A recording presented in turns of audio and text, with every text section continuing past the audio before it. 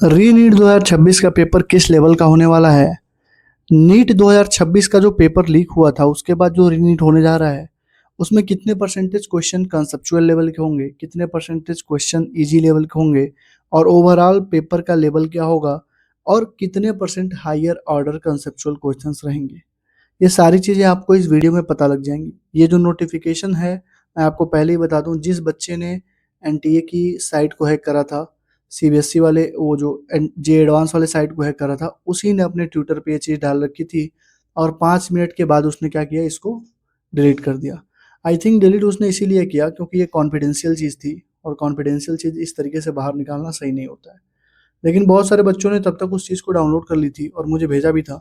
तो मैंने सोचा था कि इस बार मतलब एग्ज़ैक्टली जो पैटर्न होने वाला है, जो उसमें लिखा गया था, जो बताया गया था पेपर सेटर्स को कि आपको किस लेवल का पेपर बनाना है और आपको क्या-क्या चीज़ें करनी है, किस-किस चीज़ का ध्यान देना है। तो मैं वो सारी चीज़ें आपको इसमें बताने जा रहा हूँ। वीडियो अगर अच्छी लगी तो एक बार चैनल को सब्सक्राइब कर लेना। वीडियोज़ के नीचे लाइक, कमेंट, शेयर और हाइप ज़रूर कर देना, क्योंकि इससे हमें मोटिवेशन मिलता है। हम नई-नई चीज़ें ढूँढ के लाते हैं तुम्हारे लिए और बहुत सारे एफर्ट भी करते हैं तुम्हारी स्टडी को लेकर। इसका मैं पूरा पीडीएफ यहाँ पे तो नहीं दिखा सकता क्योंकि ये शायद हो सकता है किसी रूल का वायलेशन हो।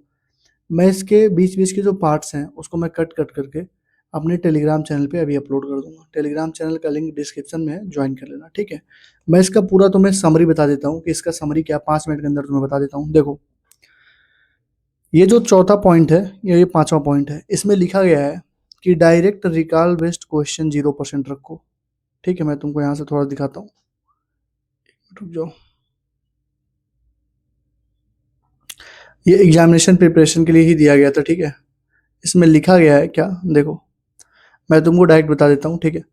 Direct recall based question 0%, 40% higher order conceptual question और मॉडरेट टू टफ। ये तीसरा, चौथा, पांचवें पॉइंट जो है इस नोटिफिकेशन का, उसमें यही लिखा गया है कि जब भी आप पेपर बनाइएगा तो ट्राई करिएगा कि डायरेक्ट रिकॉल बेस्ड क्वेश्चन को 0% रखिएगा, ताकि आप रिकॉलिंग वाले जो बच्चे होते हैं ना, कि जो डायरेक्ट कोई चीज़ें पूछी जाती हैं वहाँ से चीज़ें आप ना कर पाएँ बच्चे।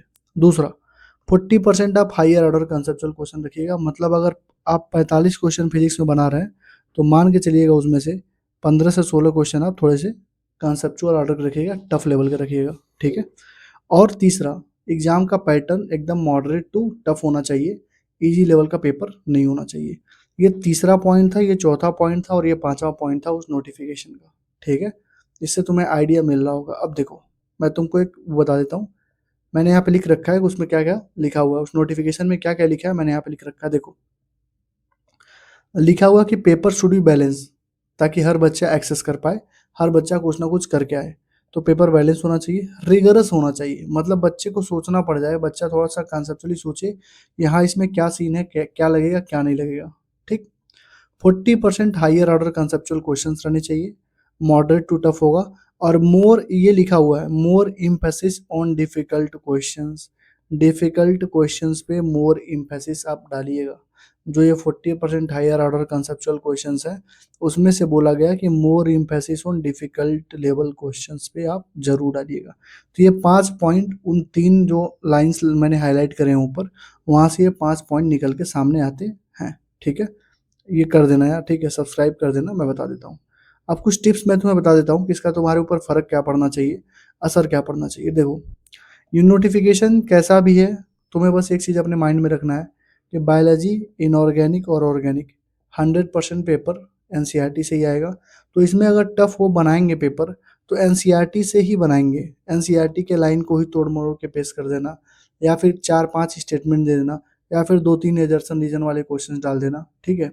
इस तरीके से पेपर को लेंदी किया जा सकता है, क्योंकि इसमें तुम टफ क्या बनाओगे? एनसीईआरटी से ही बनाना है, तो टफ तुम क्या बनाओगे? एनसीईआरटी से बनाने का मतलब समझ रहे हो? एनसीईआरटी के इन टेक्स्ट, एनसीईआरटी के एग्जाम्पल्स, एनसीईआरटी के एक्सरसाइज, 20 साल के पीवाईक्यू, उससे बाहर आप क्या जा सकते हो? कुछ नहीं जा सकते हो। तो बायोलॉजी, इनऑर्गेनिक, ऑर्गेनिक में 100% जो पेपर होगा एनसीईआरटी से होगा, इस चीज़ को तुम ध्यान रखना अपने, ठीक? फिजिकल केमिस्ट्री में 14 से 15 क्वेश्चन जो एनसीईआरटी में आते हैं उसमें से 7 से 8 ऐसे होते हैं, 7 टू 8 क्वेश्चन जो वर्ड टू वर्ड होते हैं। जैसे कि नीट 2026 में 15 में से 9 क्वेश्चन वर्ड टू वर्ड थे, मतलब डाटा तक भी चेंज नहीं था। समझ रहे हो? तो मतलब फिजिकल केमिस्ट्री में भी यही सीन चलेगा तुम्हारा, 7 से 8 क्वेश्चन वर्ड टू वर्ड आएंगे फिर से, टफ बनाना होगा तो 2-3 क्वेश्चन इसमें से टफ आ सकता है, ठीक? वो भी एनसीईआरटी के बाहर नहीं होगा, इसकी गारंटी है, ठीक?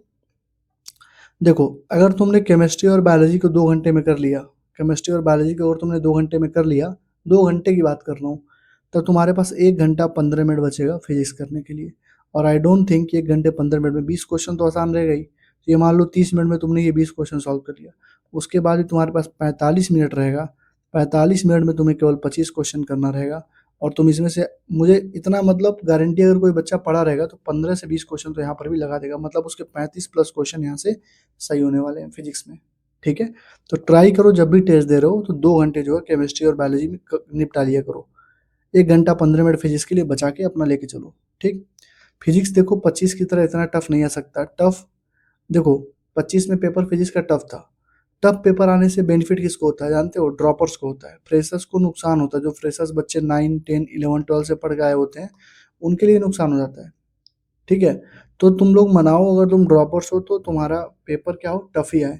टफ आने से क्या है, तुमने बायो कर लिया, केमिस्ट्री कर लिया, बायो और केमिस्ट्री में अगर तुमने 500 नंबर स्कोर कर लिए और पेपर मान लो फिजिक्स का बहुत टफ आया, तो गिन के 20 से 25 क्वेश्चन कर लो, सिलेक्ट हो जाओगे, ठीक है?